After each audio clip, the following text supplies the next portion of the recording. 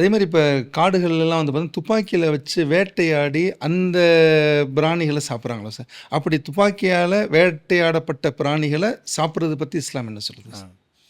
அதான் நம்ம ஏற்கனவே சொன்னோம் அல்லவா, எந்த பிரச்சனையாக இருந்தாலும் தீர்வு இஸ்லாத்தில் இருக்கும்னு சொன்னோம். இப்போ நவீன காலத்து பிரச்சனைகள் நம்ம கேட்குறீங்க, ஆனால் எல்லாம் ஹதீஸை வச்சே தான் உங்களுக்கு சொல்லிக்கிட்டே வர்றோம். இதுவும் அப்படி தான். இப்போ துப்பாக்கியால் சுட்டாங்க ஒரு பறவையை, அல்லது ஒரு முயல் அல்லது மான், இப்போ என்ன என்ன சட்டம் அப்படிங்கிறது தானே. இப்போ இதுன்னா இதுவும் கூடும் முறைப்படி.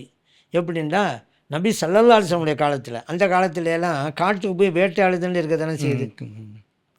இப்போ துப்பாக்கியால், அந்த காலத்துலலாம் அம்பு எய்வாங்க அல்லது ஈட்டி எய்வாங்க. அம்பு எய்தல் சம்மந்தமாக ஹதீஸில் இருக்குது. நபி ஸல்லல்லாஹு அலைஹி சொல்கிறாங்க, நீங்கள் அம்பை எரிஞ்சிங்க, பிஸ்மில்லா சொல்லி தான் அம்பை எரிஞ்சிங்க, அது அந்த பிராணியுடைய உடலில் பட்டு அது இரத்தத்தை வெளிப்படுத்தியது.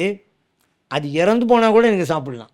ஏன், நம்ம கத்தியால் வச்சு அறுக்கிற மாதிரி தான் அது. பிஸ்மில்லா சொல்லி தானே அனுப்பியிருக்கிறாங்க, இறந்து போனால் சாப்பிட்லாம். அப்படி சொல்லிவிட்டு நபி ஸல்லல்லாஹு அலைஹி சொல்கிறாங்க, ஆனால் நீங்கள் அம்பை எரிஞ்சிங்க, அது இறந்து போச்சு, ஆனால் தண்ணியில் இறந்து கிடக்குது. இங்கேருந்து விட்டார், போய் பார்த்தாக்க தண்ணியில் கிடக்கு, இப்போ சாப்பிடாதீங்கிறாங்க நபி ஸல்லல்லாஹு அலைஹி வஸல்லம். ஏன்னா நீங்கள் எய்த அம்பினால்தான் இது உயிர் துறந்ததா, அல்லது இந்த தண்ணீரில் விழுந்து மூழ்கியதால் உயிர் துறந்ததா உங்களுக்கு தெரியாது, சாப்பிடாதீங்கன்ட்டாங்க. ஏன்னா சந்தேகம் இருக்கக்கூடாது எதுலையுமே. 100க்கு 100 இது ஹலால் அப்படி தெரிஞ்சால் சாப்பிடணும். இங்கே சந்தேகம் வந்து போச்சுல, அடி வாங்கின வேகத்தோடு தண்ணியில் விழுந்துச்சு, அப்புறம் தான் இறந்து போச்சு, அதுக்கு வாய்ப்பு இருக்குதுல்ல, அதனால நீங்கள் சாப்பிடாதீங்கிறாங்க.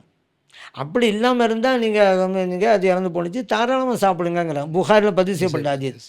இந்த ஹதீஸ் பெறாமல் இப்போ வாங்க, இப்போ துப்பாக்கியில் கொண்டு வரதும் அப்படி தான். சுத்தமாக அங்கே போய் விழுந்துச்சா, அது இறந்து போச்சு, சாப்பிட்லாம்.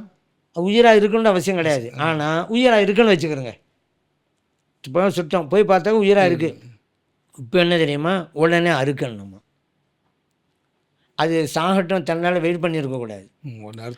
நம்ம அடித்த உடனே இறந்து போயிட்டால் பிரச்சனை இல்லை, பிஸ்மில்லா சொல்லியாச்சு. இல்லை நம்ம கிட்ட போனால் உயிராக தான் இருக்குன்னு சொன்னால் நம்ம கத்தி எடுத்துக்கிட்டு பிஸ்மில்லா இருந்தால் அறுக்கணும், அப்போ தான் சாப்பிட முடியும். தானாக சாகட்டும் அப்படி இருந்தால் கூடாமல் போயிடும். அம்பு எய்ந்தாலும் அப்படி தான் சட்டம் வந்துடும். அதில் இன்னொன்று இருக்குது, அம்பு எய்தல் கூட செல்லலான்னு சொல்கிறாங்க. இதே புகார் பேசக்கூடாது தான். நீங்கள் எய்யும்போது அந்த அம்புனுடைய கூர் பகுதி அந்த பிராணியில் பட்டு ரத்தம் வெளியேறிஞ்சாக்கா அதை நாங்கள் சாப்பிட்லாம்.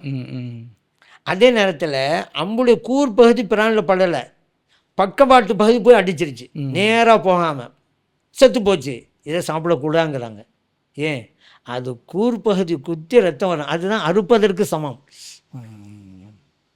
இப்போ ஒருத்தன் ஒரு பிராணியை கல்னால் அடித்தான், செத்து போச்சு, சாப்பிடலாமா? சாப்பிடக்கூடாது.